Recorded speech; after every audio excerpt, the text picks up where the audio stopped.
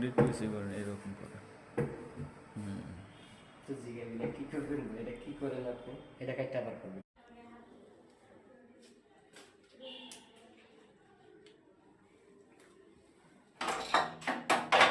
গোড়ালি করছে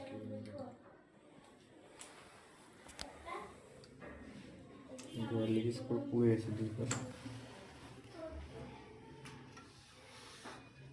লিক করার কারণে কালি তো চলে ভিডিও চলে। এখন আমি চুলাটা সারবো। হ্যাঁ, চুলাটা সারবো মানে চুলাটা ভিতরে আপনার গ্যাস লিক করে বিস্ফোরণ হয়েছে, মানে বিস্ফোরণ বলতে কি গ্যাস লিক করছে, আগুন ধরে নেই, একটু লিকেজ করছে, এই জন্য এই চাবিটা ভেঙে গেছে।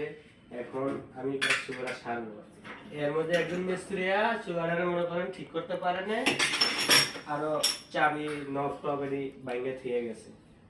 এখন আমি এটা সারবো, এটা সাইডে আমরা করে ওকে করে আবার ভিডিও করে আমি সারবো, দেখাবো। এখন আমি চুলাটা সারাইছি, চুলাটা কাজে পড়া বন্ধ করছি।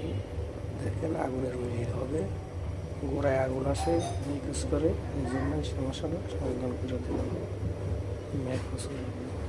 এই ধরনের কাজ থাকলে স্ক্রিন নাম্বারে কল করুন।